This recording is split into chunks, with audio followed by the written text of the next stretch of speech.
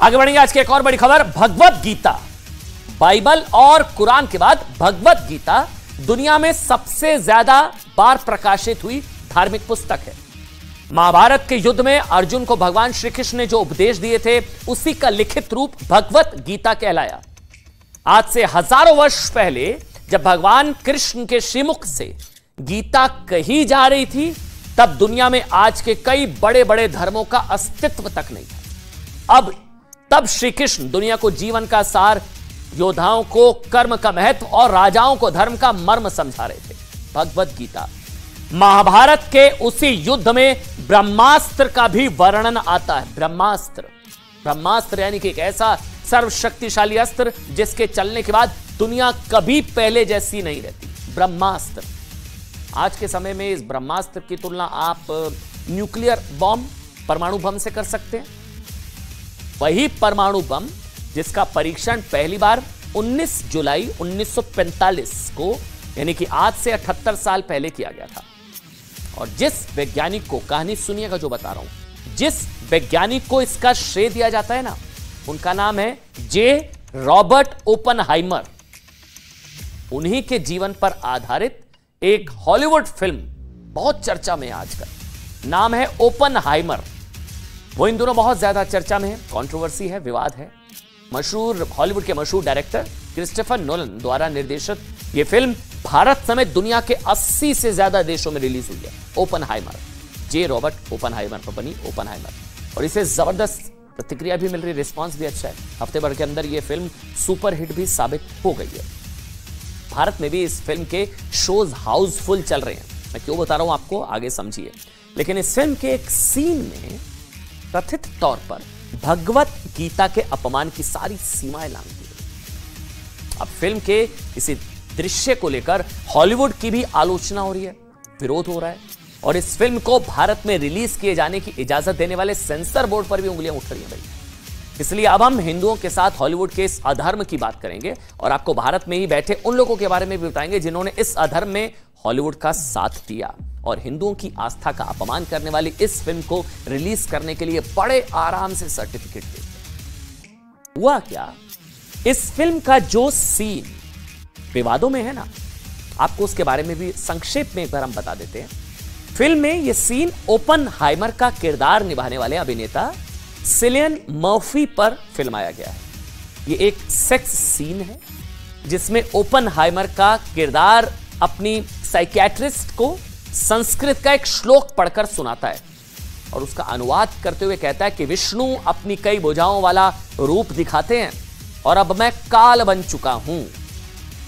Sex scene के दौरान ये गीता के 11वें अध्याय का 32वां श्लोक है, भगवत गीता, जिसमें श्री कृष्ण अर्जुन को युद्ध लड़ने की प्रेरणा देते हैं और उन्हें प्रभावित करने के लिए अपना कई भुजाओं वाला विराट रूप धारण करते हैं और कहते हैं, मैं संपूर्ण लोकों का नाश करने वाला पढ़ा हुआ काल हूं और इस समय मैं इन सब लोकों का संहार करने के लिए आया हूं।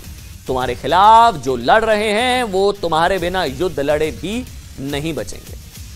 मतलब सेक्स सीन में अभिनेता के मुंह से गीता के श्लोक पढ़वाए गए, इसको लेकर बवाल हो गया, विवाद चल रहा है। गीता के इसी श्लोक का जिक्र जे रॉबर्ट ओपनहाइमर ने वैसे आपको बता दें, परमाणु परीक्षण के कई साल बाद एक इंटरव्यू में भी किया था। जे ओपनहाइमर, उन्होंने बताया था कि परमाणु परीक्षण के बाद उन्हें गीता के वो श्लोक याद आए जिसमें विष्णु यानी कि कृष्ण अर्जुन से कहते हैं कि अब मैं ही मृत्यु हूं और मैं ही संसारों का विनाश करने वाला हूं। वो हिस्सा जिस पर यह मूवी बनी है, वो खुद कितने बड़े भगवत गीता को मानने वाले थे, वो हिस्सा हम आपको सुनाते हैं। The world would not be the same. Few people laughed. Few people cried. Most people were silent. I remembered the line from the Hindu scripture, the Bhagavad Gita. Vishnu is trying to persuade the prince that he should do his duty, and to impress him takes on his multi-armed form and become death, the destroyer of worlds. I suppose we all thought that one way or another. अब आप सोचिए, इतनी बड़ी विडंबना कि एक तरफ तो दुनिया को परमाणु बम देने वाले और बाद में ऐसा करके पछताने वाले इस वैज्ञानिक का जीवन श्री कृष्ण के उपदेशों और गीता में कही गई बातों से प्रभावित था। जे ओपनहाइमर भगवत गीता के प्रशंसक, और दूसरी तरफ जे ओपनहाइमर खुद उन्हीं की कहानी को जब पर्दे पर दर्शाया गया फिल्म में दिखाते हुए निर्देशक और निर्माताओं ने हिंदू धर्म की आस्था का कोई ख्याल नहीं रखा और एक सेक्स सीन में अभिनेता के मुंह से गीता के श्लोक पढ़वा लिए। सवाल यह है कि क्या हॉलीवुड, बॉलीवुड या किसी भी फिल्म इंडस्ट्री की हिम्मत ऐसा किसी और धर्म के साथ करने की हो सकती है? क्या ये क्रिएटिविटी चलती है कहीं और, या भगवत गीता या हिंदू धर्म के साथ ही? इसका जवाब है नहीं। यहां तक कि ना जिन फिल्मों में किसी और धर्म पर सवाल नहीं उठाया होता ना, सिर्फ कट्टरपंथियों की सोच को दिखाया गया होता है ना, आतंकवाद के खिलाफ होती है ना, उनके खिलाफ भी एक पूरा का पूरा वर्ग खड़ा हो जाता है। आप सभी जानते हैं इतना दबाव बनाया जाता है कि कई राज्य अपने यहाँ ऐसी फिल्में रिलीज ही नहीं होने देते। आपको याद होगा ना, केरल स्टोरी के साथ पश्चिम बंगाल और तमिलनाडु जैसे राज्यों में ऐसा ही किया गया था। अजमेर 92 के रिलीज होने से पहले भी तमाम तरह की धमकियां दी गई थी। मजे की बात जब ये होता है जब वहां क्रिएटिविटी दिखाई जाती है, यहां दिखाते हैं तो कोई दिक्कत ही नहीं है भाई, इतने सहिष्णु हैं हिंदू। मजे की बात है कि आदिपुरुष को भी सेंसर बोर्ड से आसानी से सर्टिफिकेट मिल गया, कोई प्रॉब्लम नहीं हुई, है ना। और जे ओपनहाइमर को भी आसानी से मिल गया। इसलिए सवाल सीबीएफसी यानी कि central board of film certification, जिसे आप आम भाषा में सेंसर बोर्ड कहते हैं ना, उससे भी जानते हैं आखिर सेंसर बोर्ड बार बार ऐसी फिल्मों को सर्टिफिकेट क्यों दे रहा है जिन पर हिंदुओं की भावनाओं को आहत करने का आरोप है।